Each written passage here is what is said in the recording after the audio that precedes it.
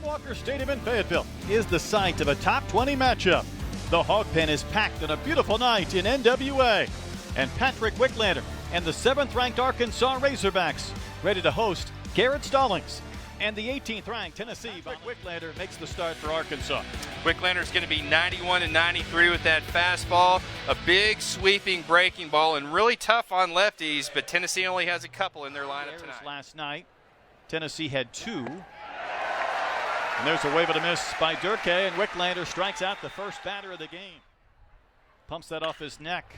That ball rocketed towards right center. Kerstad goes over, slides, and holds on and makes the catch to retire Lipsius. Destin Kerstad, a much improved outfielder from a season ago. Tonight, which makes it easier for Kerstad and company. Soldare rolls one right to Nesbitt. And Wicklander has a quick and perfect top of the first inning. He's a pretty mild-mannered guy. And there is career hit number 300 for Trevor Ezell.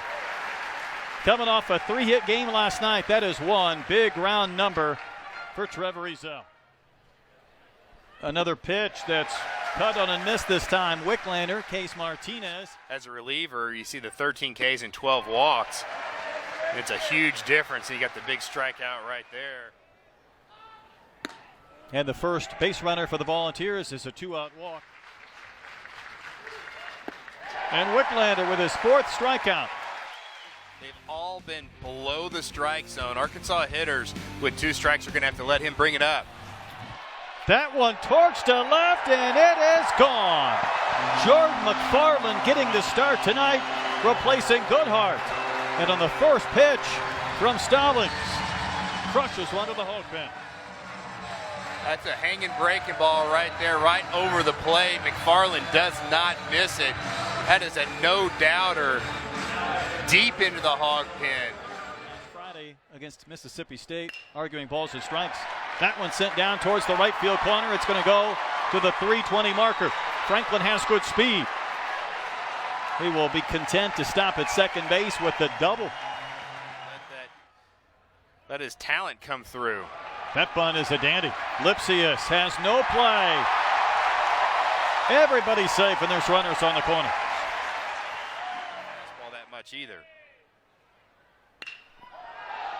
That ball lifted to left, hit well, and Casey Martin has a 3-run bomb. Lift and launch, elevate and celebrate, and Martin with the big blow here in the 3rd innings.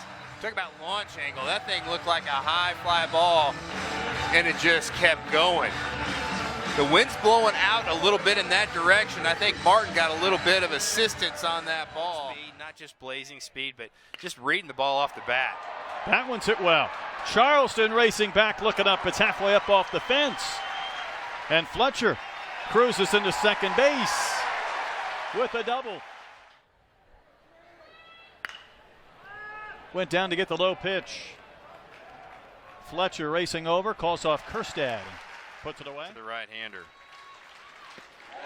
Through 4 innings, Wicklander has given up just 1 walk, the lone base runner for the Volunteers, and he has it rolling early. 40 degrees, and Arkansas has had plenty of 40-degree games. That one is fair, inside the bag and down to the corner. And McFarland will have his 2nd extra base hit of the night. Poked in the right for a base hit. McFarland will be held at 3rd base as Ammons plays it back in with a throw that comes to the plate. Breaking ball drilled to left center field. Charleston back, it's over his head, kicks up off the fence. That might give Franklin a chance to score. He'll be waved in and is safe at the plate. A 2-run double from Trevor Ezell, and it's jumped the lead to 6-0.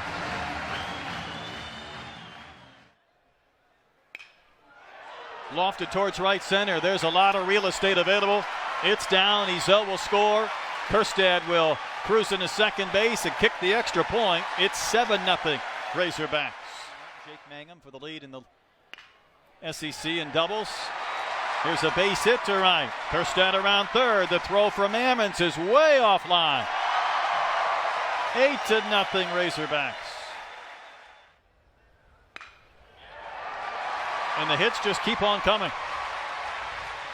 Wide turn from Fletcher. He'll be chased back to second. Right now, Patrick Wicklander has been attacking these guys. Rucker's going to try and bunt. Nesbitt scooped and bobbled, and Rucker's aboard. He's walked 1, struck out 5. He struck out 6. Wow, what a dandy pitch. A free out right here for Tennessee. Well, there's another pop-up. Martin gliding out there, and the inning ends. So the first hit for the Volunteers comes on a bunt, who hasn't played a lot in the lineup, and he's gone homer, double, and a painful HBP. Did that get him on the arm? Boy, on the forearm. They've lost it first. Here's Franklin. Christian Franklin, 3 for 3 with 3 bullets tonight. He's gone right field, right center, and straightaway center. Field certainly can't play. And that's a soft little flare to right off the bat of Charleston. The first hit to the outfield for the Volunteers. Last year went to shortstop. Pitches outside, throw down is not in time, and Charleston gets his 30th base. That was, first base is probably a chance just to find a place for him. Charleston was running. He'll stop at third as Martin will throw out Lipsius. Smoke down the left field line, and that's fair. It's into the corner, and the Volunteers are on the board. Solari will have the run-scoring double. It's an 8-1 game. The 5 2/3 innings for Wicklander, already a career high, and there's another base hit from Russell. Solari will score. A couple of 2-out runs tonight for Tennessee. Costi shot comes on with 2 in, a couple of runners on base in the 6th. Opitz tries to pick off a runner at first, and he gets Martinez. Dynamite job. Well said. Heston Kerstead lifting one high and deep and gone. It had a lot of height and carry. Ricocheted off the little fence out there. But look at this extension and contact in front of home plate. Watch it ricochet off that wall. Behind the fence. That Behind wall, the fence, right? yeah. Cole Ramage, you'll see him being upper 80s to low 90s with a good sinking fastball. He got the win as 4th. He's had 7 decisions, and that didn't help the cause. A 4-pitch walk. That's hit a mile in the air to center. Fletcher should have room and does for the first out. Rucker's going to tag. He's going to advance to second. A daring maneuver down 7 runs, but he makes it. Yeah, I don't think anybody gave Fletcher a heads up that he was tagging. Propels away from Opitz. Throw to third, close, and in time to get Rucker.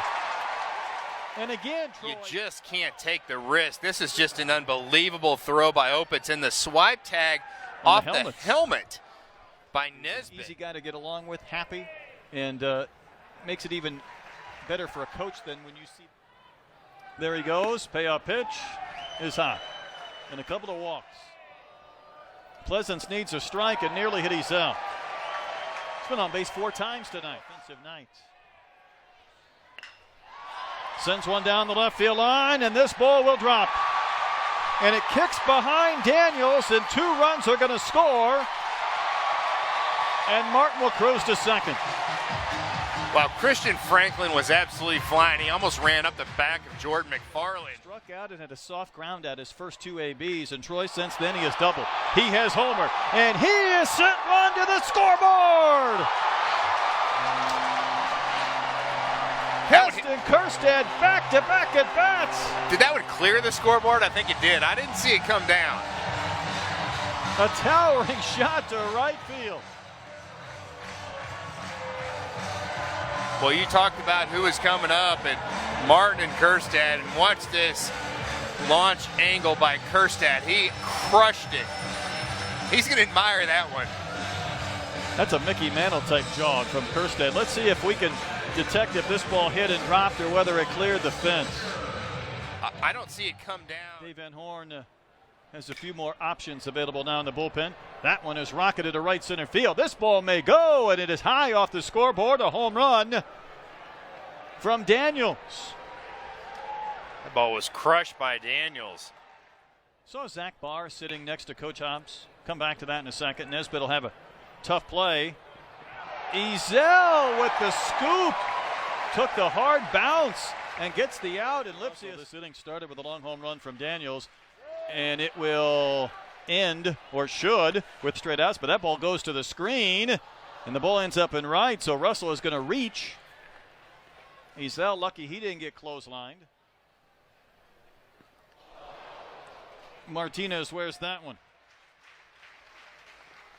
And another wave and a miss. And again, the strikeout will need to be completed with a throw to first, and it does. Arkansas had a handful of those in their everyday lineup. Ball hit well to right center field. Charleston on the move into the dive, and he can't get there. So Plunkett will have a one-out double. And that throw ends up behind the mound. A 4-hit night for Franklin. Plunkett will try and score. The throw is late.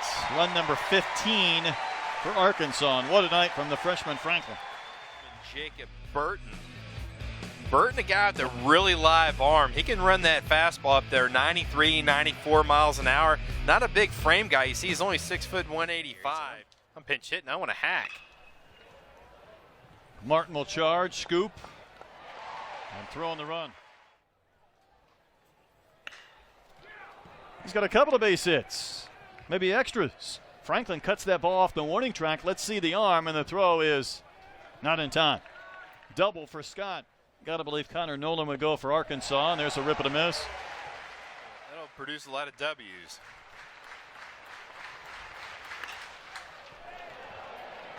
In the air to right center. Fletcher is there, and this game is over, and the Razorbacks have taken the first two. A dominating win tonight, 15 runs on 18 hits. Well, you see the fire alerts going off here at Baum Walker Stadium, and they were going off early before this game was over. Arkansas just broke out the bats against Tennessee.